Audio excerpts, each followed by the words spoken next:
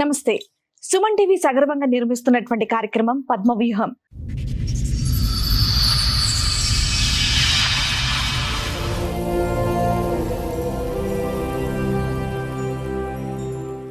మరి ఈ కార్యక్రమాన్ని సమర్పిస్తున్నారు 6JVR జమలాపురం వారి రత్నాంజలి.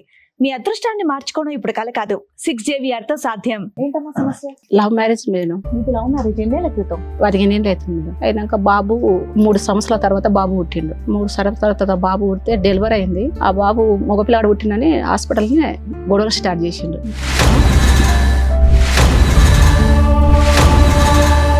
ఆడపిల్ల పుడితే ఇలాంటి గొడవలు అవుతున్నాయని చెప్పేసి విన్నాను. మగ పిల్లాడు పుడితే గొడవలు అయ్యాయా? ఇంకా బాబు పుట్టినాడు లొల్లి చేస్తున్నాడు. లొల్లి చేస్తుంటే ఇంకా మీ ఫ్యామిలీ అట్లా మాది లవ్ మ్యారేజ్, ఆయన గౌడ్స్ మేము గొల్లలో. ఫ్యామిలీ గలీజ్ గలీజ్ మా మాటలు.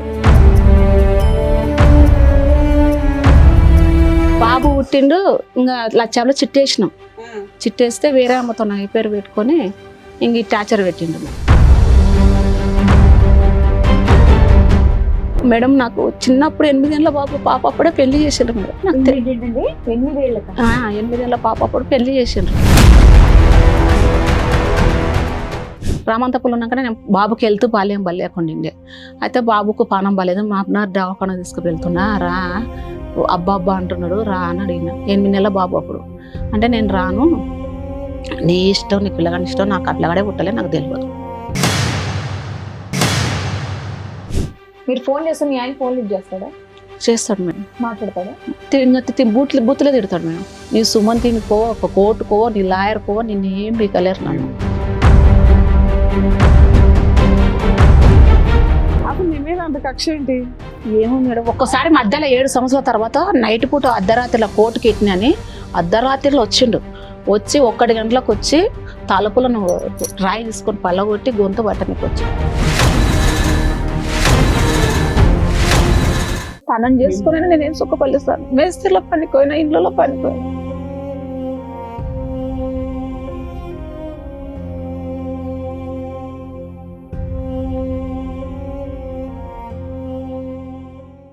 సార్, మేడం స్వప్న గారు ఆవిడ సమస్య చెప్పుకోవడానికి ఇక్కడి వరకు వచ్చారు. ఆవిడ సమస్య ఏంటో అడిగి తెలుసుకుందాం. నమస్తే అండి. నమస్తే మేడం. ఎక్కడి నుంచి వస్తున్నారు? నాది మహబూబ్నగర్ డిస్టిక్, వనపర్తి మండలం. చెప్పండమ్మా, మీరు ఒక్కరే వచ్చారా? ఒకరే వచ్చిన మేడం. బాబు నేను వచ్చిన. బాబు మీరు వచ్చారు. ఏంటమ్మా సమస్య? Love marriage madam. మీది లవ్ మ్యారేజ్ ఎన్నేళ్ల క్రితం? 15 ఏళ్ళు అవుతుంది మేడం. అయినాక బాబు 3 సంవత్సరాల తర్వాత బాబు పుట్టిండు. 3 సంవత్సరాల తర్వాత బాబు పుడితే డెలివరీ అయింది. ఆ బాబు మగపిల్లాడు పుట్టిందని హాస్పిటల్ని గొడవలు స్టార్ట్ చేసిండు. మగపిల్లాడు పుట్టిండు, ఆడపిల్ల కావాలి. అయితే ఆడపిల్ల పుడితే ఇలాంటి గొడవలు అవుతున్నాయని చెప్పేసి విన్నాను. మగ పిల్లాడు పుడితే గొడవలు అయ్యాయా? అయితే నాకు బెడ్ లేదని బెడ్ ఎక్కిచ్చిండ్రు మా అమ్మ వాళ్ళు. ఆపరేషన్ అయితే కూడా మా ఏం 1 రూపాయి పట్టించుకోలే, పెట్టియలే. చూడనికి వచ్చి బాబు పుట్టిండు, ఆడపిల్ల పుట్టలేదని వాళ్ళు అలా ఆ అక్క నోలుకొని వచ్చిండు చూడనికే. ఇంకా బాబు పుట్టినని లొల్లి చేస్తున్నాడు. లొల్లి చేస్తుంటే ఇంకా మీ ఫ్యామిలీ అట్లా మాది లవ్ మ్యారేజ్, ఆయన గౌడ్స్ మేము గొల్లలో. బాబు పుట్టినని లొల్లి చేస్తుంటే ఒక ఆమె ఉండి పేషెంట్లు పక్కలో ఉన్నాయి. మా పాపని తీసుకొని మీ బాబుని మళ్ళా అన్నదా ఎట్లా అని అడిగింది. అడిగితే ఇంకా ఫ్యామిలీ గలీజ్ గలీజ్ మా మాటలు. ఈ రకంగా సెంటరింగ్ పని చేస్తాడు. ఇక్కడనే రామంతాపూర్ లో ఉంటాడు. నేను మిషన్ కుట్టేదాని సెంటరింగ్ మేస్త్రి పనికి పోతుండే. 170 రూపాయలు. ఒక్కడే బాబు, ఒక బాబే. 8 నెలల బాబు అప్పుడు ఇంకా వదిలేసి. సరేమ్మా, 3 ఏళ్ల తర్వాత కదా బాబు పుట్టారన్నారు. 3 ఏళ్ల వరకు మీరు బానే ఉన్నారు, మంచిగా చూసుకున్నారు. బాబు పుట్టిండు, ఇంకా లచ్చాలో చిట్టేసినాం. చిట్టేస్తే వేరే అమ్మతో నా పేరు పెట్టుకొని ఇంక ఈ టార్చర్ పెట్టిండు.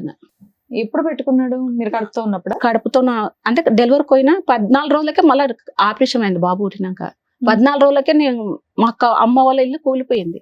మట్టి మిద్దే. అమ్మకు 2 ఆడపిల్లలం, నాన్నకి 2 భార్యలు. ఆయనకు మా తొలత భార్యకు 3 మొగుళ్ళు, 2 ఆడపిల్లలు. అన్నోళ్ళు మారన్నోళ్ళు. అమ్మకు మేము 2 ఆడపిల్లలం. ఇంకా నేను ఇట్లా ప్రేమించి పెళ్లి చేసుకున్నాను. అన్నోళ్ళు పట్టించుకోరు మేడం, ఎవరు పట్టించుకోరు మేడం. ఇంకా మా అక్క ఇల్లు కూలిపోయి అక్కను ఊలిచ్చినాం. ఇంట్లో వాళ్ళని ఒప్పించి ఒప్పించి ఏం చేసుకోలేదు. ఒప్పించి చేసుకోలేదు, ఇంట్లో నుంచి వెళ్ళిపోయి చేసుకున్నాం. యాదగిరి చేసుకున్నాం. ఇంకా మేడం నాకు చిన్నప్పుడు 8 ఏళ్ళ బాబు పాప అప్పుడే పెళ్లి చేసిండ్రు మేడం. పెళ్లి చేస్తే చిన్నప్పుడు 8 ఏళ్ళ పాప అప్పుడు పెళ్లి చేసిండ్రు. భార్య భర్తలు చేస్తే నాకు 8 ఏళ్ల 8 ఏళ్ళ పాప అప్పుడు పెళ్లి చేసిండ్రు. మీకు మాకు చేస్తే నాకు అప్పుడు పెళ్లి అంటే తెలియదు. 8 ఏం తెలుస్తుందిలేండి, నాకు వినడానికే కొత్తగా విచిత్రంగా ఉంది. అయితే తెలియకపోతే వాళ్ళ భార్య భర్తలు చేస్తే నాకు భయం అయింది. నాకు తెలియదు, నేను వద్దమ్మా అని వదిలేసుకున్నాక నేను ఇంటికి దగ్గర ఇడిచిపెట్టిన 3 ఏళ్ల తర్వాత పెద్ద మనిషి అయినా మేడం. 3 ఏళ్ళన్నరకు పెద్ద మనిషి అయినాక మిషన్ నేర్చుకున్నా. అమ్మ దగ్గర ఉండి కూలి పని చేస్తుంటే అప్పుడు ఎంత 25 రూపాయల కూలి. మీకు 8 ఏళ్ల వయసు. పెళ్లి చేసిన వ్యక్తికి ఎంత? మీ భర్తకి ఫస్ట్ ఎంత ఉంటుందని తెలియదు మేడం. సుమారు పెద్దడా చిన్నడా? పెద్ద ఎన్నే, నాకన్నా పెద్ద ఎన్నే. ఎంతమంది అమ్మా మీరు తోబుట్టువులు? ఎంతమంది మీరు? తోపుట్టులో 2 సార్. ఎందుకు తల్లిదండ్రులు మిగతా వాళ్ళు కూడా 8 సంవత్సరాలకు పెళ్లి చేశారా? నీకు ఒక్కదానికి 8 చేశారా? అంటే అప్పుడు కాలంలో చేస్తుంటారు సార్ అందరికి. అబ్బో, ఎంతకాలం అయిందమ్మా ఇప్పుడు మీ అది వయసు? మళ్ళీ 16, 17 ఏ ఊరు మీది? Mahabubnagar district madam. సరే, చేసి అమ్మా, 30 ఏళ్ళు ఉన్నట్టు సార్ మేడం పెళ్లి.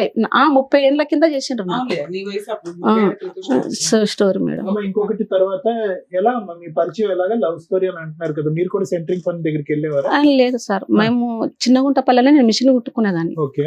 అయితే అతను అలా కళ్ళు తయారు చేసేది, వాళ్ళ అన్న ఉంటాడు చిన్నగుంటపల్లెలో. అట్లా లవ్ స్టోరీ కలిసి. సరే, మొదటి పెళ్లి ఏమైందా? కళ్ళు అమ్మగారు love అవి story. చెప్తున్నావు కదా, చెప్పు మళ్ళీ. చిన్నప్పుడే ఇంకా ఆడ పెళ్లికి చేసుకున్న ఒక 15 రోజులు కూడా కొనలేదు సార్. ఇట్లా భార్య భర్తలు చేసి నాకు తెలియక ఇడిచిపెట్టేసిన వద్దనుకుని. మళ్ళీ పంపించండి అని పెద్దవాళ్ళ సమస్యలు రాసేసుకున్నారు, తీసేసుకున్నారు మేడం. సరే, ఇప్పుడు చిన్న పిల్లకే పెళ్లి చేసేసారు. ఈయన లవ్ చేస్తే ఇంట్లో చెప్తే ఆ పెళ్లి కూడా చేసేవాళ్ళు కదా. అయితే మేడం, అయితే మళ్ళీ మా అన్న వాళ్ళు మారన్న వాళ్ళు ఉన్నారు కదా మేడం. నాకు పెళ్ళే వద్దు, నాకు చిన్నప్పుడే పెళ్లి చేసిన, నాకు వద్దని మరసంగా ఉన్నా. అయితే ఒక అతనుకు పెళ్ళం విడిచిపెట్టిపోయింది, ఒక పాప ఉందంట. ఇంత ఆ పాపను ఆ బాబు ఆయన చేసుకోవాలని తీసుకొచ్చారు మళ్ళీ సంబంధం. నువ్వు అప్పుడు పెద్దదానికి పిల్లడు బాబు అవుతాడు కదా. ఆహా, ఇప్పుడు నాకు సంబంధం తీసుకొచ్చిండ్రు, మారు సంబంధం తీసుకొచ్చిండ్రు. ఆయనకు వేరే పాప ఉంది. ఓకే. ఆ పాప ఉన్న ఆయన చేసుకో, ఓకే, నీకు ఇట్లా Second చిన్నప్పుడు marriage చేయడానికి రెడీ అయ్యారు. రెడీ ఓకే, అయ్యారు.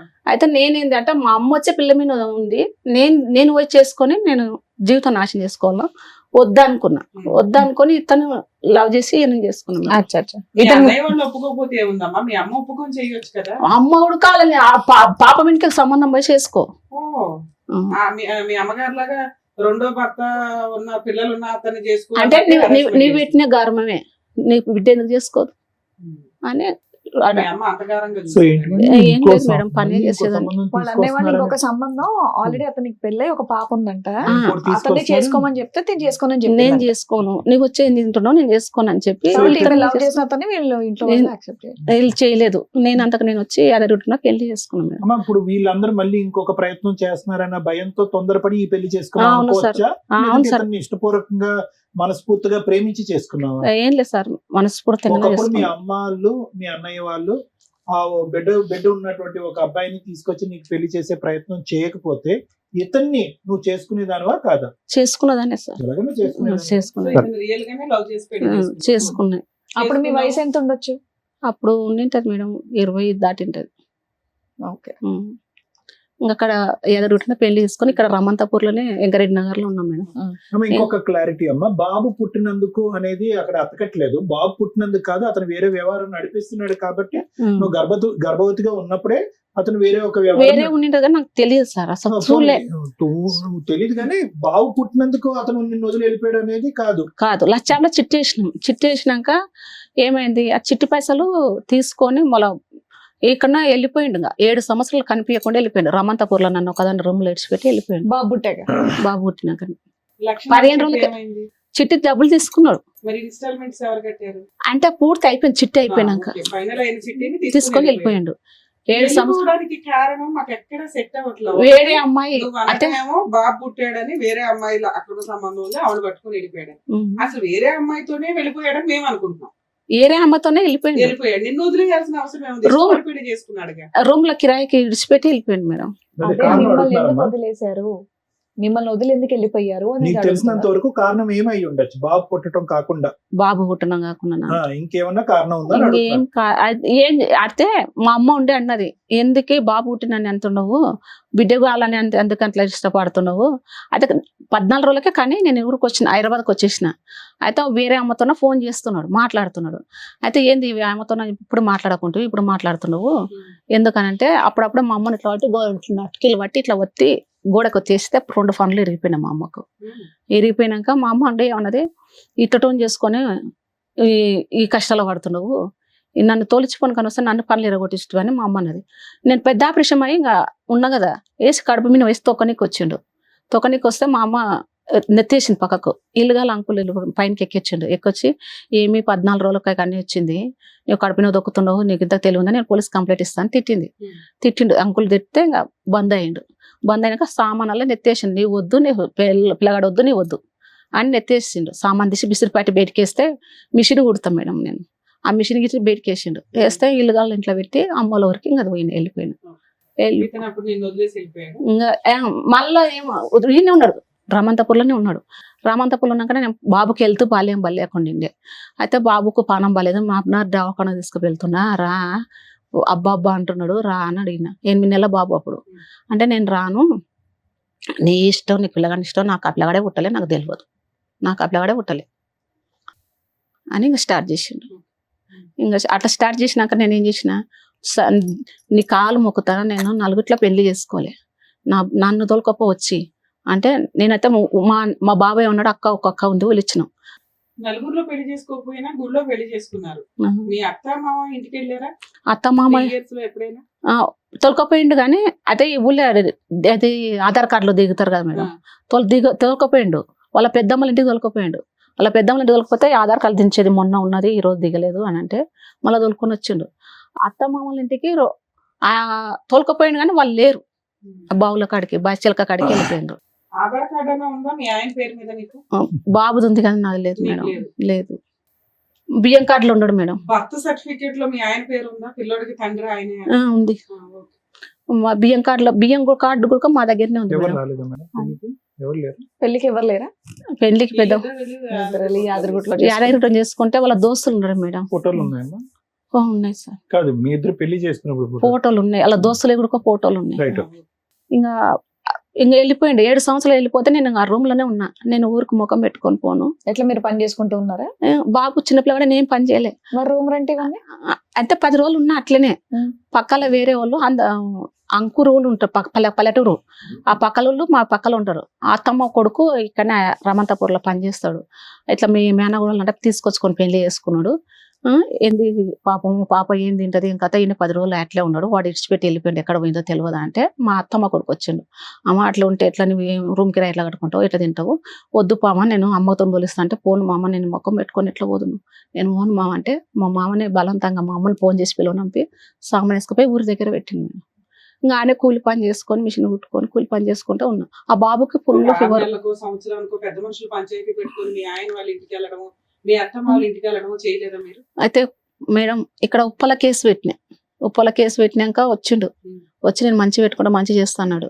మళ్ళీ ఒక 6 నెలలు మంచి 3 నెలలు మంచి పెట్టుకున్నాడు. 3 నెలలు మంచి పెట్టుకున్నాక మళ్ళీ దెబ్బేసిండు.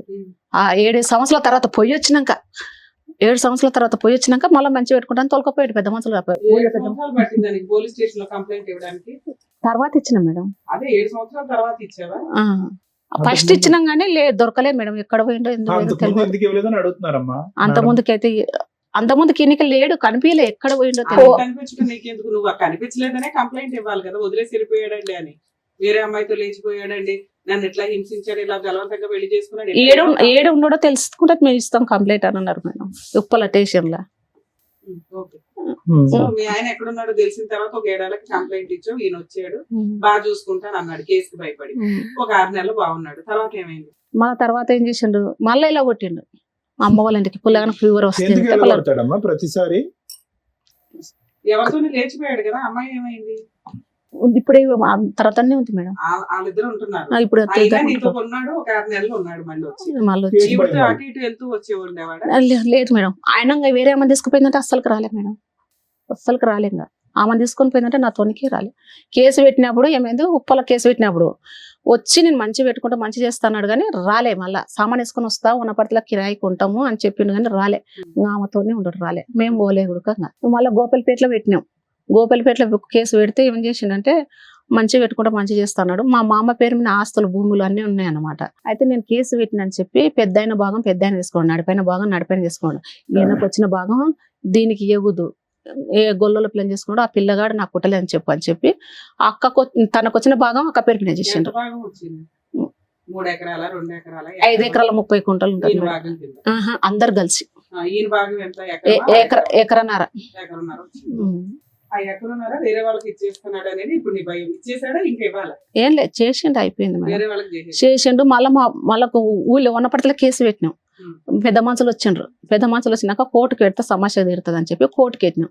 ఆ లాయర్ ఏం చేస్తలేడు మేడం. Partition suit వేశారా? ఏం కేసు వేశారు? మెయింటెనింగ్ కేసు వేసినాం. Maintenance వేశారా? మెయింటెనింగ్ కేసు వేసినాక ఆ మెయింటెనింగ్ కేసు చూడక ఆ భార్యనే నెలకు పిల్లగానికి 3,000 తనకు 3,000 అని వచ్చింది. కానీ ఒక్క రూపాయి అయితే ఇంతవరకు ఇవ్వలే నాకు. ఇవ్వకుండా ఉన్నాక మళ్ళీ కోర్టుకు నేను రోజు ఎప్పుడు పోతున్నా నమస్కారం పెడతాను. 3 తారీఖు 2 తారీఖు పోతున్నా వస్తున్నా. వాళ్ళు లాయర్ని పెట్టుకున్నారు. ఇంతవరకు ఆ లాయర్ చూడక ఏం కాలే. ఎప్పుడు కరోనా రాకతలుగా 3 నెలల మించి చేసిన. ఇప్పుడు 6 సంవత్సరాలు 7 సంవత్సరాలు కావాలి, ఏం కాలేదు. ఇక్కడ పోతే నాకు న్యాయం జరుగుతుందని వచ్చిన మేడం. ఇదంతా కూడా ఈ పోరాటం అంతా ఒంటరి పోరాటమేనమ్మా. ఎవరు లేరు నీకు తోడు గాని, స్నేహితుడు తోడు గాని, నువ్వు ఎవరు నీ లేరు. కొడుకు తిరగటమే. తోడు అంటే బాగా వచ్చిండు. బాగా వస్తే బాగా అలవాటు.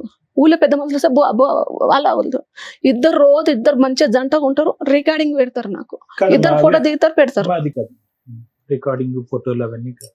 నేను అనేది ఏంటంటే ఒక్కసారి మీ అన్నయ్యని గాని మీ అమ్మని గాని ఒకసారి అభ్యర్థించుకోలేకపోయావు. అమ్మ నా పరిస్థితి ఇలా ఉంది, అమ్మాయి నన్ను ఏమంటది, కనికరించండి, చేసిన తప్పు అయిపోయింది, కొడుకుతో ఉన్నానని చెప్పి వాళ్ళకి ప్రాధాయపడితే కనుక వాళ్ళు వస్తారేమో. అన్నని అడిగిన. ఊళ్ళో పెద్ద మనిషి అన్ననే పంచాలు గించాలు నింపనికే సర్పంచ్ అన్న. నన్ను అయితే నా పరిస్థితి ఇట్లా ఉంది, నేను తప్పో చెప్పో చేసిన, ఇట్లా రాండి పెద్ద మనుషుల్లో పోలీస్ స్టేషన్ కాడికి వచ్చి మాట్లాడేది అంటే నేను రాను, అవసరం లేదు. ఎందుకు మీరు- పరుగు పోయిందనా వాళ్ళకి? మాకు పరువు పోయింది, మాకు వాళ్ళు అవసరం చేసిన లేదు. పెళ్లికి పరుగు పోదు కానీ ఈ పెళ్లికి అయితే పరుగు. పరువు పోయింది, నాకు అవసరం లేదు. నువ్వు ఊళ్ళోనే ఉండకు, మాకు ఈ కారం అవుతుంది. మీ అమ్మ ఉందమ్మా? బతికే ఉందా? అమ్మ బతికే ఉంది. మీ నాన్న నాన్న లేరు, చనిపోయాడు. చిన్నప్పుడే చనిపోయాడు? నీ పెళ్లికి ముందే చనిపోయాడు? చిన్న మొదటి పెళ్లికి ముందే? చనిపోయాడు. అప్పటి నుంచి నాన్నలేదు. ఏదన్నా నీకు పెద్ద దిక్కు మీ అన్న మీ అమ్మ? అమ్మ అన్నోళ్ళు 3 ఉన్నారు కానీ మారన్నోళ్ళు సార్ పట్టించుకోరు. అక్క ఒక్కతుంది. అక్క నువ్వులు ఇచ్చినావు, ఆమెకు 2 మగ పిల్లలు. వాళ్ళు వస్తే వాళ్ళకు మున్నం పెడతాడు. మీ అమ్మలు అని మీ అక్కలు అని మీకు బోర్డు అంత ఆర్డర్ వచ్చింది, ఎవిడెన్స్ ప్రొసీడింగ్స్ ప్రాపర్ గా ఉన్నాయి, 6 ఏళ్ళు కోర్టులో నడుస్తుంది. ఇక్కడ ఇమీడియట్ గా మేము ఏం చేయాలని మీరు అనుకుంటున్నారు? మేడం నాకు ఏదైనా అన్యాయం కాకుండా కావాలి మేడం. అంటే ఆ ఇద్దరు ఏంటి? భార్యగా భర్తలు మేము కలిసి ఉండాలి మేడం. 10 ఏళ్ల తర్వాత ఏం చేస్తాం? 15 ఏళ్ళు. ఇంకా అది ఎంతకాలం అయిందమ్మా? అసలు మాట్లాడుకోక ఎంతకాలం అయింది? మాట్లాడుకోక 12 ఏళ్ళు అవుతుంది. 12 ఏళ్ళు బట్టి మీ బావతో కాపురం చేసిన దానికంటే ఆ అమ్మాయితో కాపురం చేసింది ఎక్కువ అతను. అవునా? వేరే ఆవిడతో ఉన్నాడు అప్పటి నుంచి. ఇంకేమన్నా కోరుకుంటున్నారమ్మా మీరు? ఏదైనా ఇంకా భార్య భర్తలు మేము కలిసి ఉండాలి. నా బాబుకి తండ్రి కావాలని ఉంది సార్. కానీ సూర్యుడు అటు ఉదయించి ఇటు అస్తమించేసాడమ్మా. ఉమ్. అంత లేట్ అయింది, 12 సంవత్సరాలు అయింది. అప్పటి ఉంటేనే నేను ఇక్కడ ఇచ్చిన మేడం, ఇవ్వాలని ప్రయత్నిస్తున్నాను. ఎట్లా ఇవ్వాలో తెలియదు, నాకు చదువుకోలేదు కదా మేడం. మీరే ఏమైనా న్యాయం చేయాలని వచ్చిన మేడం. ఇప్పుడు మీ ఏజ్ ఎంత అండి? 37 ఉంటుంది, 37. 37. బాబుకి ఎంతమ్మా వయసు? ఇప్పుడు 12 నడుస్తుంది సార్. చదువుకుంటున్నాడా బాబు? చదువుతున్నాడు సార్. అంటే న్యాయం అంటే ఇప్పుడు రకరకాల న్యాయాలమ్మా. ఇప్పుడు మీరు వెళ్ళని చోట అయితే ఏది లేదు. పోలీస్ స్టేషన్కి వెళ్ళారు, కోర్టుకి వెళ్ళారు, అన్ని వెళ్ళారు. 12 సంవత్సరాలు వెయిట్ చేశారు. అండ్ నాకున్న ఆలోచన అనుమానం ఏంటంటే అతను మీ దగ్గరికి ఎందుకు రావాలి? మీరు అతను ఎక్కడున్నాడో అక్కడికి వెళ్ళడానికి అవకాశం లేదా? తెలియదు ఎక్కడుంటాడో. ప్రతిసారి ఊరు ఇల్లు అన్ని మార్చుకుంటూ పోతూ ఉంటాడా? మార్చుతుంటాడు, ఉంటుంటాడు. మేము వస్తున్నాం అనే వరకు ఎక్కడ తాళాలు వేసి వెళ్ళిపోతాం పోతున్నాడని అతనికైనా తెలుస్తుందమ్మా. చెప్ప పట్టుకుంటూ వెళ్తే ఏమవుతుంది? సార్. అక్కడ రమంతాపూర్ లో ఉండడం కదా సార్, మేము ఇన్ని దినాలు అక్కడ 5 ఏళ్ళు ఉన్నాం కదా సార్. అక్కడ మేము మీ స్వప్నం వస్తుంది అనే వరకు రూమ్ తాళం వేస్తాడు, వెళ్ళిపోతాడు. ఇప్పుడు ఉంచుకున్న ఆవిడతో ఉంటున్నాడు అతను. ఆమెకు భర్త చనిపోయింది మేడం. ఆ, 2 ఒక కొడుకు ఒక బిడ్డ. ఆ. ఆ భర్త చనిపోయిన ఆమె దగ్గర ఉంటున్నాడు. ఉంటున్నాడా లేదా మేడం అడిగారు. ఉంటున్నాడా ఆవిడతోటి? ఆమెతోనే. తెలుసా మీకు? తెలుసు మేడం. మరి అక్కడికి వెళ్ళి అడగొచ్చు కదా. పోతాం కదా మేడం. నేను ఇప్పుడు పక్కల ఎవరైనా ఫోన్ నేను పోతున్నాను, మీ స్వప్నం వచ్చిందన్న వరకు ఎక్కడ మాయమవుతున్నాడు. ఆ తాళాలు వేస్తాడు, ఎక్కడ ఉంటాడు. ఉంటుంది, వాళ్ళ పిల్లలు అయితే ఉంటారు కదా. వాళ్ళ పిల్లలు హాస్టల్ వేసిండ్రు మేడం, పెద్దగా ఉన్నారు పిల్లలు. పాప పెద్ద మనిషి అయింది, బాబు పెద్ద. మా అమ్మ ఉన్నాడు కానీ అత్త లేదు. అవును, అక్కడికి వెళ్ళి ఆ ప్రాపర్టీ అవి అడగొచ్చు కదా. అడిగిన మేడం, నువ్వు మా తమ్మునే చేసుకోలేదు, నీవెవరో మాకు తెలియదు. ఓహో. మీరు ఫోన్ చేస్తే మీ ఆయన ఫోన్ లిఫ్ట్ చేస్తాడా? చేస్తాడు మేడం, మాట్లాడతాడా? బూతులే తిడతాడు మేడం. నీ సుమంతినికో, ఒక కోర్టుకో, నీ లాయర్కో నిన్ను ఏం బీకలేరు నన్ను. ఇవే రికార్డింగ్లు పెడతాడు మేడం. సో ఇప్పుడు ఏంటి, మీకు ప్రాపర్టీ కావాలా లేదంటే నిజమే, ఏమో దగ్గర ఉంటాడు వాడమ్మా. దాని దగ్గర. ఆ. వాడేంటమ్మా?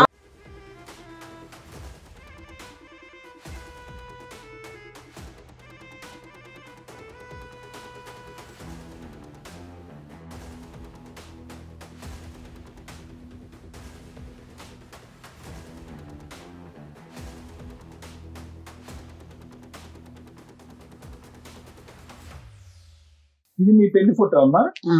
అది కూడా కరెక్ట్ ఫోటో ఫ్రేమ్. పోయినలే సార్ ఉన్నాయి కానీ కోర్టుకి కోర్టులో ఇట్టినాం సార్. వేస్తారు కదా. ఓ ఐసి, ఓకే ఓకే. అన్ని ఆడ ఉన్నాయి సార్. బాబుతో ఉన్న మధ్యలో వచ్చి ఫోన్ లో మాట్లాడటం, ఏదైనా స్కూల్ ఏం- దగ్గరికి వెళ్ళి కలవటం, ఏం ఏది లేదు, ప్రయత్నం ఏం చేయడం? లేదు, ఏం లేదు. అసలు నీ మీద అంత కక్ష ఏంటి? ఏమో మేడం, ఒక్కసారి మధ్యలో 7 సంవత్సరాల తర్వాత నైట్ పూట అర్ధరాత్రిలో కోర్టుకి ఎట్టినని అర్ధరాత్రిలో వచ్చిండు. వచ్చి 1 గంటలకు వచ్చి తలుపులను రాయి తీసుకొని పళ్ళగొట్టి గొంతు పట్టనికి వచ్చిండు. పక్కన ఉన్న వాళ్ళు వచ్చి ఇడిపించిండు మేడం. అమ్మ, ఈ అమ్మాయి ఎవరమ్మా? అలా బిడ్డ ఆవిడ కూతురా? మొదటి భర్త కూతురు. అలా ఆయన చనిపోయినట సార్. బాగా తిరిగినట్టున్నారు కదా గుళ్ళు గోపురాలు అన్ని. ఇంకేముంది 12 సంవత్సరాలు మొత్తం అన్ని కాలం నడిచి ఉంటాయి. సరేనమ్మా. ఇప్పుడు మీ ఆయనతో నువ్వు కలిసి ఉండాలనుకుంటున్నారా మీరు? ఏమన్నా చూడండి మేడం, ఎలా ఎట్లా? అవుతుందమ్మా? అది ఎలా అవుతుంది చెప్పండి? 12 ఏళ్ళు మీరు దూరంగా ఉండి సడన్ గా ఇక్కడికి బాబు వచ్చేసి కన్నా ఏదన్నా నన్ను మా ఆయన్ని న్యాయం కలపండి, మా బాబు తండ్రిని జరిగే ఇవ్వండి, మాటలు ఎలా మాట్లాడండి చెప్పండి? అమ్మా, జరిగేవి ఆవిడ మాట్లాడండి. అడుగుతున్నది న్యాయం. న్యాయం అడుగుతున్నా మేడం, మాట్లాడన్నా చేయండి మేడం. బాబుకి ఏదన్నా కావాలి కదా. ఏదైనా మెయింటెనెన్స్ కావాలి, కోర్టు నుంచి వచ్చినా రావట్లేదు అంటున్నారు మీరు. కోర్టు నుండి వచ్చినా రాలేదు మేడం. అక్క పేరు మీద పాప ఉన్న భూమి ప్లాట్లు అన్ని ఆమె పేరు మీద చేసింది. సరే, మీరైతే చెప్పారు కాబట్టి మరి ఇప్పుడు డాక్టర్ గారు, అడ్వకేట్ మేడం ఏం చెప్తారో ఉందా సార్? మేడం, స్వప్న పరిస్థితి బహుశా ఏంటంటే ఇతను ఎంటర్ అయ్యి ఇతను ప్రేమించిన తర్వాత మొదలైనటువంటి గాథ కాదమ్మా. ఇది ఎప్పుడైతే 8 సంవత్సరాలు అప్పుడు మీ తల్లిదండ్రులు పెళ్లి చేశారో, అంటే దగ్గర దగ్గర ఈ రోజు గట్టిగా కూర్చుంటే 30 సంవత్సరాల క్రితం అనుభవం అనమాట నీకు. అప్పుడు ఎప్పుడైతే ఒక 8 సంవత్సరాలు అమ్మాయి పోనీ ఇది 1940, 50, 60, 70 అనుకుంటే ఏదైనా అనుకోవచ్చు. ఇది గట్టిగా మాట్లాడుకుంటే కనుక 19 ఎండింగ్ లో మీరు నీకు ఆల్రెడీ 8 years అప్పుడు చైల్డ్ మ్యారేజ్ చేశారు అంటే అక్కడి నుంచే మొదలైంది. అక్కడి నుంచే నువ్వు భయభ్రాంతులకు గురయ్యావు. ఇదేంటో బాబు, ఈ పెళ్లి అంటే ఏంటో మీనింగ్ తెలియని దానికి నీకు పెళ్లి చేశారు. ఎందుకు చేశారు అనేది, ఏ పరిస్థితిలో చేశారు అన్నది అర్థం కావట్లేదు. ఓకే, ఏదో వదిలించుకోవాలి ఆడపిల్లకి చేశారు. నువ్వు ఎప్పుడైతే పెద్ద మనిషి అయ్యావో నువ్వు ఎక్కడ పడ్డావు అనేటటువంటిది నీకు అర్థమైంది. ఏంటి ఇది కరెక్ట్ గా లేదు అనేది నీకు అర్థమైంది. దాని పైపెచ్చి నా తీసుకొచ్చి జీవితమే మొత్తం చిన్నప్పటి నుండి కష్టాలు. అదేనమ్మా, అదే ఇప్పుడు ఇతను వచ్చిన తర్వాత నరకం మొదలు పెట్టడం కాదు. మీ కన్న వాళ్ళే నీకు ఏదైతే చూపెట్టకూడదు తనం చేసుకుని నేనేం సుఖపల్లిస్తాను. మేస్త్రిలో పనిపోయినా, ఇళ్ళలో పనిపోయినా. నేను అనేది ఏంటంటేనమ్మా, అక్కడి నుంచి మొదలైనటువంటి ప్రయాణం ఇతను కొనసాగింది. ఇప్పుడు అతనికి ఉన్నటువంటి బలము, నీకున్న బలహీనత ఏంటంటే, ఏముందిలే ఈ అమ్మాయికి ఇంకొక ఏ ప్రపంచం ఉంది, ఏ సపోర్ట్ ఉంది, వెనక ఎవరు లేరు, ముందు లేరు, కొట్టినా అడిగినటువంటి వాళ్ళు ఏమీ లేరు. కొద్ది గొప్ప ఏదో కేసు పెడితే వస్తున్నాడు, తూతూ మంత్రంగా 2 రోజులు ఉంటున్నాడు, మళ్ళీ ఆవిడ దగ్గరికి వెళ్ళిపోతున్నాడు. నువ్వు చూపెట్టేటటువంటి ఫోటోలు బట్టి ఇదంతా చూస్తే కనుక 12 సంవత్సరాల పాటు ఆవిడతో చాలా అన్యోన్యంగా ఉన్నట్టే అనిపిస్తుంది. మరి ఎందుకు ప్రేమించినటువంటి నిన్ను ఎందుకు కాదనుకున్నాడు? పోనీ అంటే నేను మాట్లాడచ్చో మాట్లాడకూడదు, ఇది నాకు తెలియదు. కానీ నీకు మించినటువంటి ఏ విధంగా చూసినా నీకు మించినటువంటి గొప్ప గుణాలు, క్వాలిటీస్ ఆవిడలో నాకేమీ కనిపించట్లేదు. చూస్తే కొంతవరకు మైండ్ రీడింగ్ అనేది చేయగలము, వ్యక్తిపరంగా ఎలా ఉన్నారో చెప్పగలము. ప్లస్ ఒక అమ్మాయి, ఒక అబ్బాయి. ఆవిడ ఇతను కన్నటువంటి బిడ్డని, ఇతను ప్రేమించి పెళ్లి చేసుకున్నటువంటి ఒక అమ్మాయిని వదిలేసి ఆ దిక్కున ఎందుకు పోయాడు అనేటటువంటిది ఈ రోజు తెలియనటువంటి ఒక క్వశ్చన్ మార్క్ ఈ వేదిక మీద ఉంది. అంటే ఎక్కడికి వచ్చింది అతనికి ఇంత దమ్ము ధైర్యం? ఒకటి మనకి తెలియనటువంటి అంశం, ఏ కారణం చేత నిన్ను వదిలేశాడు అనేది ఇంకా తెలియట్లేదమ్మా, ఇంకా క్లారిటీ లేదు. నువ్వు చెప్పిన దాన్ని బట్టి, నువ్వు చెప్పినటువంటి దాంట్లోనే 3 వర్జన్స్ ఉన్నాయి. ఒకటి ఒక అమ్మాయి తగులుకుంది అనేది ఒకటి చెప్పారు.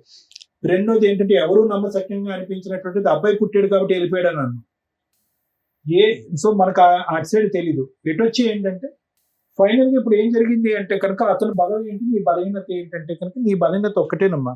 అప్పుడు పెళ్లి చేసి నీకు దగ్గరుండి పెళ్లి చేసినటువంటి వాళ్ళు కూడా నీకు సరైనటువంటి సంబంధం తీసుకురాలేదు. తర్వాత ఒక బిడ్డను ఉన్నటువంటి ఒక తండ్రిని తీసుకొచ్చి మళ్ళీ పెళ్లి చేయబోయారు. దానికి భయభ్రాంతులు గురయ్యి, అమ్మో ఈ అరేంజ్డ్ మ్యారేజ్లతో ఇదేం తంతరా దేవుడా అని చెప్పి నేను లవ్ చేసినటువంటి వ్యక్తిని, నీకున్నటువంటి కొద్దిపాటి బ్రెయిన్, అప్పుడు నీ వయసు ఎంత ఉంటుందమ్మా? ఇప్పుడు నీకు 37 అంటే కనుక 16 సంవత్సరాల క్రితం, అప్పుడు కూడా పెద్ద వయసు ఏమీ కాదు. భయభ్రాంతులు గురయ్యి, అమ్మో వద్దులే, ఇతను ఏదో ఐ లవ్ యూ అంటున్నారు కాబట్టి ఇతనితో పాటు నా ప్రయాణం కొనసాగిపోతుంది అని చెప్పి సెకండ్ అసెస్మెంట్ తీసుకోకుండా, అసలు ఈ వ్యక్తి ఎవరు, ఎలాంటి వాడు అనేటటువంటి తెలుసుకోకుండా ఒక ప్రయాణం అయితే మొదలుపెట్టాం. ఆ ప్రయాణం ఎంత భయంకరమైనటువంటి ప్రయాణం అంటే కనుక, నీకున్నటువంటి కొద్దిగా ఆ సన్నపాటి తాడు లాంటి ఉండేటటువంటి ఒక సపోర్టు మీ అమ్మ, మీ అన్నయ్య. ఓకే, వాళ్ళు ముందుకొచ్చి చేసినటువంటి పెళ్లి తప్పైనా కూడా వాళ్ళు కూడా వద్దు అనుకుని ఒక పరాయి వ్యక్తిని నమ్ముకుని ముందుకెళ్ళిపోయాను. అక్కడితో వాళ్ళతో తెగదింపులు అయిపోయింది. సో ఈరోజు గట్టిగా మాట్లాడుకుంటే ఏం చేస్తావు? నీ పోరాటం ఏదైతే ఉందో, ఏదో అక్కడ ఒక పోలీస్ కంప్లైంట్, ఇక్కడ ఏదో ఒక లాయర్ కంప్లైంట్, ఇవి చేసేవే కానీ దీంట్లో క్రమ పద్ధతి అనేది లేదు. ఒక పద్ధతి ప్రకారం వెళ్ళి కంటిన్యూస్ గా కన్సిస్టెంట్ గా ప్రతిరోజు, ప్రతి నెల, ప్రతి సంవత్సరం చేసినటువంటి పోరాటం ఇక్కడ కనిపించట్లేదు. నీ బలహీనత వాళ్ళ బలం ఏంటి? నీకు సపోర్ట్ లేకపోవటం, నీకు సపోర్ట్ లేదు అనే ఆలోచనతో వాళ్ళు దర్జాగా వాళ్ళు బహిరంగంగా ఉండటం, నువ్వు ఫోన్ చేసినప్పుడల్లా నేను నానా బూతులు తిట్టి నేను భయపెట్టడం. ఈ పోరాటం ఎందుకు లేదు అంటే కనుక నీకు చెప్పే వాళ్ళు ఎవరు లేరు. అమ్మ ఈ కేసు అయ్యమ్మా, ఈ విధంగా అయ్యమ్మా, ఈ కేసు ఇక్కడితో వదిలేయద్దు, అప్పుడే చేతులు ఎత్తేయద్దు అని చెప్పి. ఇప్పుడు ఏమైంది? ఇక్కడ కూర్చోపెట్టి నిన్న లాయర్ మేడం అడిగితే ఏం కావాలమ్మా, నువ్వు ఏం కోరుకుని వచ్చావు, ఏం కోరుకుంటున్నావు కూడా నీకు అర్థం కావట్లేదు. ఎందుకంటే ఈ పోరాటం అంతా కూడా శూన్యంలోకి వెళ్ళిపోయింది. 12 సంవత్సరాల పాటు ఒక చీకటిలోకి వెళ్ళిపోయింది, ఒక శూన్యంలోకి వెళ్ళిపోయింది. నీ మనసు ఏం కోరుకుంటుందో నీకు తెలియదు. అంటే ఆస్తిపరమైనటువంటిదా, ఆర్థికపరమైనదా, కొడుకు భవిష్యత్తు, మెయింటెనెన్స్, కానీ అవన్నీ ఏం అడగకుండా ఫైనల్ గా ఫస్ట్ ఏమంటున్నావు, నా మొగుడు నాకు కావాలని అంటున్నాను. ఎందుకు వస్తాడు అలాంటి మొగుడు? ఎన్ని రోజులు ఉంటాడు? వస్తే కనుక నిన్ను ఏం ఉద్ధరిస్తాడు? నిన్ను చావగొట్టకుండా ఇంట్లోంచి బయటకు వెళ్తాడు. సో అడగవలసినటువంటిది అడగటం బెటర్, జరిగేటటువంటి జరగటం బెటర్. ఎందుకంటే అతను వస్తే కనుక నీకు నీ కొడుక్కి ఇంకా అశాంతి, అసంతోషమే కానీ లాభం అంటూ ఏమీ ఉండదు. ఇది జాగ్రత్తగా గుర్తుపెట్టుకొస్తాం. సో ఇక్కడ జరిగింది ఏంటంటే, ఎవరు లేదు, మా అన్నయ్య కూడా మాట్లాడలేదు, మా అమ్మగారు కూడా నన్ను దూరం చేశారు అని అంటున్నారు. అమ్మ ఎందుకు దూరం చేసిందో మనకు అర్థం కావట్లేదు. అన్నయ్య ఎందుకు దూరం పెట్టాడు, ముగ్గురు అన్నయ్యలో ఎందుకు దూరం పెట్టారన్నది అర్థం కావట్లేదు. ప్రేమించి పెళ్లి చేసుకున్నటువంటి భర్త నువ్వు వద్దు అనుకుని నీకంటే తక్కువ లెవెల్లో ఉన్నటువంటి అమ్మాయి దగ్గరికి వెళ్ళిపోయి ఎందుకు 12 సంవత్సరాల పాటు సాఫీగా కాపురం చేస్తున్నాడో అర్థం కావట్లేదు. సో ఇక్కడ ఏదో ఒక తెలియనటువంటి అంశం ఉంది. ఆ తెలియనటువంటి అంశం ఎవరు క్లారిటీ ఇస్తారనేది మనకైతే తెలియదు. కానీ నువ్వు చెప్పేటటువంటి దాంట్లో వాస్తవం ఉందని మేము నమ్ముతున్నాం, నువ్వు చూపెట్టినటువంటి ఆధారాలు మేము నమ్ముతున్నాం. కాబట్టి ఇక్కడ నీకు నీ కొడుక్కి న్యాయం జరగాలి అంటే కనుక సరైనటువంటి మార్గంలో వెళ్ళి పోరాటం చేయవలసినటువంటి అవసరం ఉందమ్మా. అది ముఖ్యమైనటువంటి అంశం. ఈ వేదిక వచ్చి ఏం పోరాటం చేయదు. ఇక్కడ ఏంటంటే ఓన్లీ గైడెన్స్ ఇస్తాం. అమ్మ ఇలా చెయ్యమ్మా, ఇక్కడ వదిలేయద్దమ్మా, ఇలా ఫైట్ చేయమని. ఒకటి అతను నాకు కావాలి అనేటటువంటి వాదన వద్దు, వేస్ట్. ఇక్కడ వద్దు, ఎక్కడ వద్దు. ఒకటే ఏంటంటే తండ్రి ఉన్న తండ్రి లేనటువంటి పెరుగుతున్నటువంటి మీ అబ్బాయి ఉన్నాడు చూడు, వాడిని ఇక్కడ లేకపోయినా కూడా వాడి గురించి ఆలోచిస్తుంటే చాలా బాధగా ఉంది. నేను చెప్పేది ఏంటంటే వాడి హక్కుల గురించి పోరాడు, వాడి హక్కుల గురించి పోరాడు. నీకు కావలసినటువంటి ఆర్థికపరమైనటువంటి, న్యాయపరమైనటువంటి ఏమైనా సపోర్ట్ వస్తే దాని గురించి పోరాడు. ఆ పోరాటం అనేది ఎలా జరగాలి అనేది మేడం చెప్తారు. ఎందుకంటే నీకంటూ మేము ఫోన్ చేసి చెప్పి సపోర్ట్ తీసుకునే వాళ్ళు ఎవరు లేరు. కాబట్టి ఆ విధంగా ముందుకెళ్తే కనుక కొంతవరకు నీకు న్యాయం జరుగుతుంది. Thank you sir. Madam, Suman టీవీకి మనం హ్యాట్స్ ఆఫే చెప్పాలి. ఎందుకంటే 1 స్టెప్ సెంటర్ అని అంటారు. వీళ్ళందరినీ ఇక్కడికి వస్తున్న వాళ్ళని చూస్తుంటే నాకు చాలా షాక్ అవుతుంది. గవర్నమెంట్ జ్యుడిషియరీ సిస్టము కొన్ని లక్షలు, కోట్లు ఖర్చు పెట్టి లీగల్ సెల్ అథారిటీస్, లోక్ అదాలత్లు, ఉమెన్స్ పోలీస్ స్టేషన్స్ ఇన్ని పెడుతున్నారు.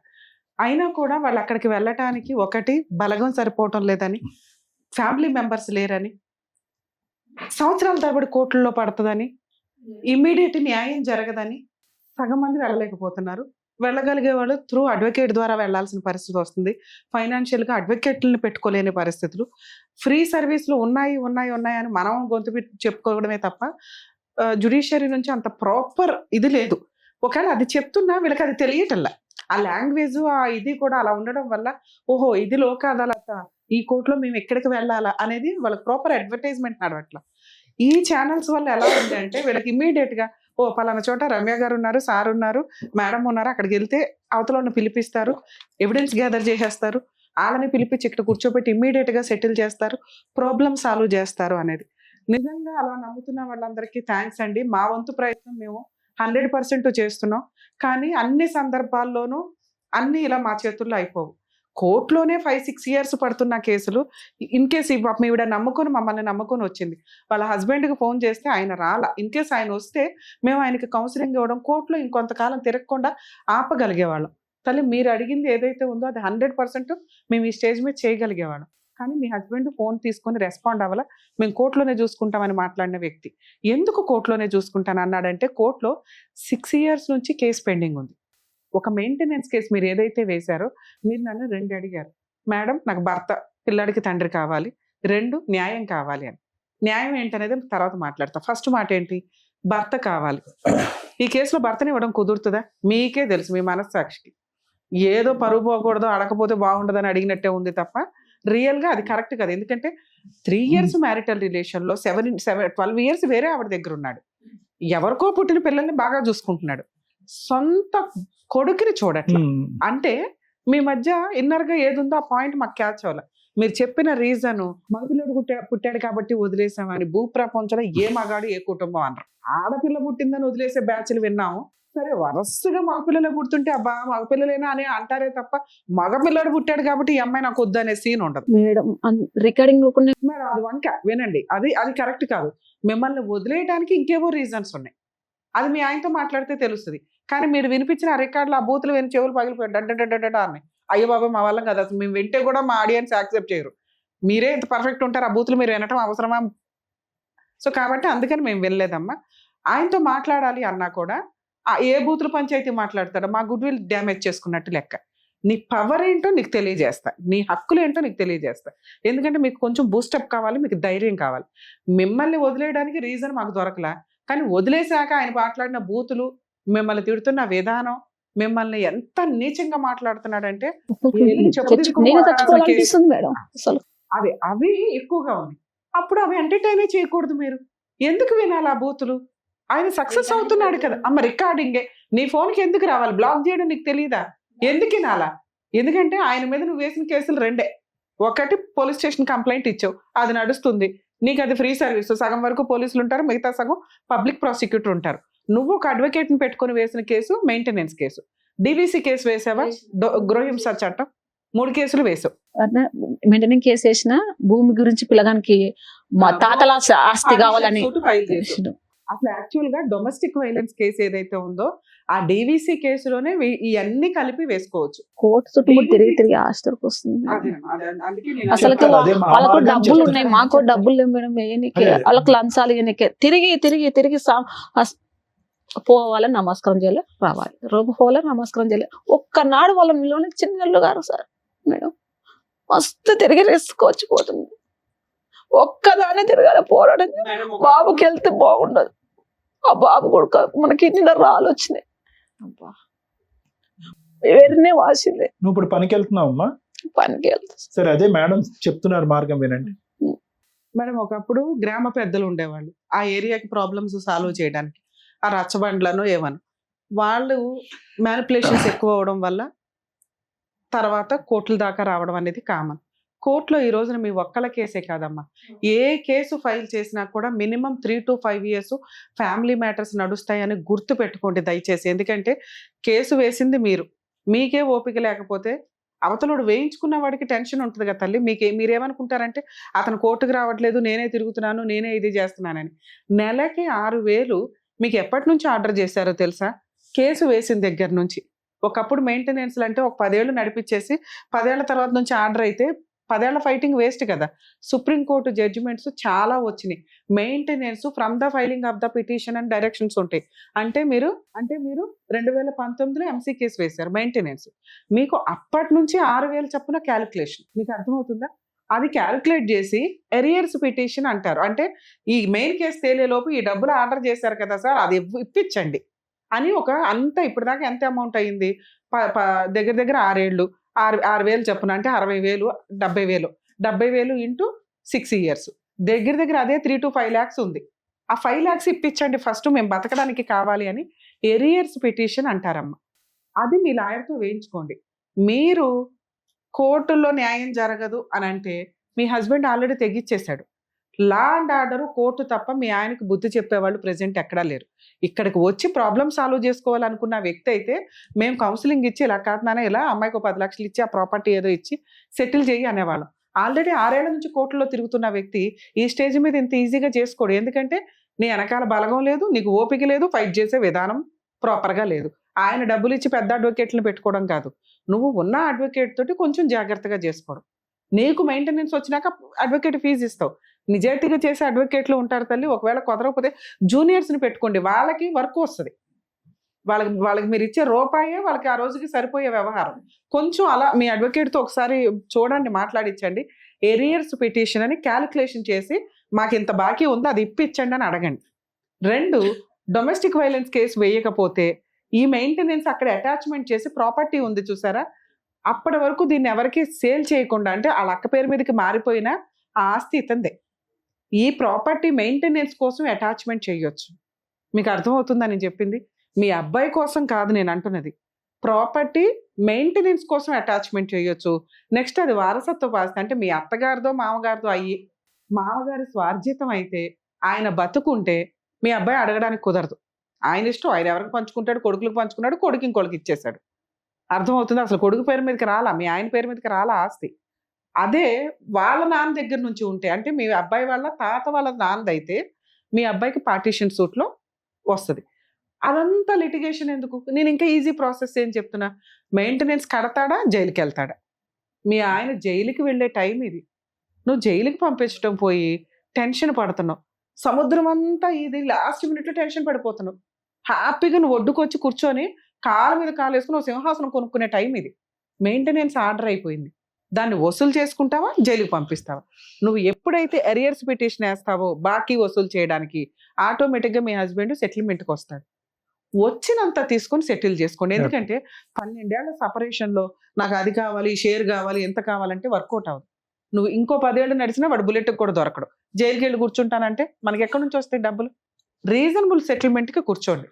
100% ఇది వర్కౌట్ అవుతుంది. నీకు మెయింటెనెన్స్ ఆర్డర్ అయింది, ఆ డబ్బులు తేలే వరకు ప్రాపర్టీ అటాచ్మెంట్ పెట్టండి. మీ ఆడబడుచు వాళ్ళు ఎవరైతే ఉన్నారో ఆ ప్రాపర్టీ ఎవరికి అమ్మడం కుదరదు, అది వెనక్కి వసూలు చేస్తారు కోర్టు వాళ్ళు. మీకు కొంచెం ఈ పోరాటాల తల్లి టైం పడుతుంది. ఒకవేళ మీరు కేసు వేయకుండా ఉండి మీ హస్బెండ్కి ఇంకా మీరు పోలీస్ స్టేషన్కి వెళ్తే భయపడ్డాడు చూసారా, ఆ టైం అనుకోండి మనం జుట్టు పట్టి ఈడ్చుకొచ్చని ఏదో సెటిల్మెంట్ చేసేవాళ్ళం. అతను సెటిల్ చేసుకోవాలని అనుకుంటాడు, కానీ కోర్టులో ఖర్చులు పెట్టేశాడు, కోర్టుల చుట్టూ తిరుగుతున్నాడు, నువ్వేమీ చేయలేకపోతున్నావని తెలిసిపోతుంది అతనికి. దానివల్ల అతను ఇక్కడికి రాలా. ఇక్కడికి వస్తే మేము మాట్లాడి సెటిల్ చేసేవాళ్ళం. ఇప్పుడు నీకున్న ఆప్షన్, మీరు ఆ ఇంటీరియర్ మెయింటెనెన్స్ ఏదైతే ఆర్డర్ అయిందో ఎరియర్స్ పిటిషన్ వేయండి, ప్రాపర్టీ అటాచ్మెంట్ చేయండి. ఎరియర్స్ పిటిషన్ డబ్బులు కట్టకపోతే పోలీసులు అరెస్ట్ చేయమని కోర్టు డైరెక్షన్ ఇస్తుంది. ఎప్పుడైతే మీకు ఆర్డర్ వస్తుందో, వస్తే డబ్బులు వస్తే లేదా అరెస్ట్ అవుతాడు. ఈ రెండిట్లో ఏది జరిగినా నీకు మంచి రిజల్ట్ వస్తుంది. నువ్వు న్యాయం అని అడిగావు చూసావా, మీ కేసులో ఫైనాన్షియల్ సెటిల్మెంటే న్యాయం. నువ్వు ఎప్పుడైతే అరెస్ట్ చేయిస్తావు మళ్ళీ అప్పుడు నెత్తి మీదకి ఎక్కువ కూర్చోకుండా ఆ ప్రాపర్టీ ఏ కావాలి, ఇదే కావాలని అనకండి. ఎందుకంటే అతను మిమ్మల్ని చీ అంటున్నాడు ఓ పక్కన. మనం ఎంత వసూలు చేసుకోగలమో చేసుకొని ప్రశాంతంగా ఉండడమే, ఇంతే ఈ జీవితానికి. దీనికోసం ఓసారి పెళ్లి చేసుకున్నాడు కాబట్టి వాడే జీవితం మొత్తం పోషించాలంటే ఆడు ఆల్రెడీ వేరే వాళ్ళని పోషిస్తున్నాడు, వాడు పాపని ఆడు ఎట్లాగో పోతాడు. మీరు ఈ టెన్షన్స్ తోటే జీవితాలు స్పాయిల్ చేసుకోవద్దని నా ఉద్దేశం. పెళ్లి చేసుకున్నది పిల్లలు కనింది కోట్ల చుట్టూ తిరిగి అక్కడి నుంచే వసూలు చేయాలని అనుకోవడం కాదు. అర్థమవుతుంది? వీడికి అసార్జితం ఏమీ లేదు ఇంది. ఇక్కడ ఉన్నంతలో అవి వసూలు చేసుకోవడానికి చూడండి. ఏంటి అర్థమైంది కదా ఏం చేయాలనేది. మేబీ మీరు లీగల్ సపోర్ట్ కోసం మేబీ వచ్చి ఉండొచ్చండి. ఒకవేళ అతను పిలిచి సెటిల్ చేయడం ఒకటి, లేదా రమ్య గారు ఏమైనా సర్వీస్లోకి వస్తారా అక్కడికి అని. మీరు చెప్పే వనపర్తి దాకా ఇక్కడ నుంచి రావడం కుదరదండి. మీ అడ్వకేట్ ఆల్రెడీ మీకు ఒక రిజల్ట్ చూపించారు. దాన్ని ఇప్పుడు నేను చెప్పిన ఎరియర్స్ గవర్నమెంట్ లాయర్లు ఉడుకున్నారన్నారు మేడం. అయితే నాకు ఈ లాయర్ ఏమంటాడు, మా లాయర్ ఏమంటాడు, ఈ మొత్తాన్ని తీసేసుకో, ఓకే నాకు చేత కాదు ఏం కాదు. అయితే గవర్నమెంట్ లాయర్ కేసుకున్నారు. గవర్నమెంట్ లాయర్ని అడిగిన, నువ్వు అక్కడ పెట్టినావు ఇక్కడ మేము తీసుకోమంటున్నారు. ఎక్కడ పెట్టారు? అదే లాయర్ కి పెట్టినా కదా మేడం, గవర్నమెంట్ లాయర్. నీకు అది చెప్తా. ఒకవేళ మీరు గవర్నమెంట్ లాయర్ని పెట్టుకోవాలనుకుంటే ఫస్ట్ మీ అడ్వకేట్ దగ్గర నుంచి ఎన్ఓసి తీసుకోండి వకాలత్ మీద. అది తీసుకున్నాక నెక్స్ట్ డేట్ అయితే ఎప్పుడైతే ఉంటుందో జడ్జి గారికి చెప్పండి, అయ్యా మా అడ్వకేట్ చేసినంత చేశారు, నేను ఫీజులు ఇచ్చుకోలేకపోతున్నా, నాకు గవర్నమెంట్ లాయర్ని పెట్టండి అని. కోర్టు అక్కడున్న వాళ్ళని అపాయింట్ చేస్తారు, కోర్టు వాళ్ళు ఇచ్చుకుంటారు ఫీజు వాళ్ళకి, మీకు ఫ్రీ సర్వీస్ నడుస్తుంది. లీగల్ సెల్ అథారిటీ పర్సన్స్ ఉన్నారమ్మా అక్కడ. మీరు జడ్జి గారిని అడగండి, అపాయింట్ చేస్తారు. ఒకవేళ అలా ఎవరిని అపాయింట్ చేయకపోతే మాకు ఒకసారి ఇన్ఫార్మ్ చేయండి, మీరు డైరెక్టర్ని కలిస్తే నేను ఆ రిప్రజెంటేటివ్ నెంబర్ మీకు ఫార్వర్డ్ చేయిస్తాను. మీరు జడ్జిని అడగండి, జడ్జి గారు గవర్నమెంట్ లాయర్ని అపాయింట్ చేయకపోతే మాకు ఒకసారి కాంటాక్ట్ అవ్వండి. ఓకేనమ్మా. మీరే చేస్తారని అనుకున్నాం. అదే చెప్తున్నారు కదా, ఆ పద్ధతి చెప్తున్నారు కదా, చేస్తాం. అది మీరు దాని తగ్గట్టుగా ప్రయత్నించండి. వాళ్ళని పిలిచి అన్నదమ్ములను వాళ్ళని పిలిచి ఇక్కడనే ఏమన్నా చేస్తారని అక్కడ తిరిగి నాకైతే బాగా సరే. ఇంతసేపు నేనేం ఎక్స్ప్లెయిన్ చేశాను మీకు? 6 ఏళ్ళు ముదిరిపోయిన కేసు ఇక్కడికి వచ్చి 1 డేలో ఎవరు సెటిల్మెంట్ చేసుకోరు. మేము ఫోన్ చేసినా వాళ్ళు రెస్పాండ్ అవ్వాలి, మేము కోర్టులోనే చూసుకుంటాం అన్నారు. అలాంటి వాళ్ళు బెదిరించేసి లాక్కొచ్చి మేము చెయ్యం తల్లి. వాళ్ళకి ఎక్కడ ఏముందంటే ఆమెకు ఎవరు సపోర్ట్ లేరు, ఏం చేసుకుంటూ స్ట్రాంగ్ గా ఉంది, లీగల్ ఆర్డర్ వచ్చింది, ఆర్డర్ ఇంప్లిమెంట్ చేయించుకోండి చాలు. దానికి అంటే లాస్ట్ లో ఫ్రూట్ చేతికొచ్చే టైంకి ఈ అమ్మాయికి వాల్యూ తెలియట్లా. అవును. ఏం చేయాలని చెప్పారో అదే చెయ్యండి, సరిపోతుంది. మీకు కావాల్సింది మీకు ఎవరికి అర్థమైందమ్మా, వస్తుంది? మీకు అర్థమైందా? అర్థమైంది. గతాన్ని వదిలేసి ఇప్పుడు ఫ్రెష్ గా మేడం చెప్పినట్టుగా ఆ విధంగా చేయండి. అదే. ఓకేనమ్మా, Thank దయచేసి నమస్కారం. ఈ వేదిక నమ్ముకుని వచ్చినటువంటి స్వప్న గారికి ఏం చేయాలో చెప్పినందుకు డాక్టర్ థ్యాంక్ యూ గారు, advocate madam, thank you so much. మరో కథతో మళ్ళీ కలుద్దాం.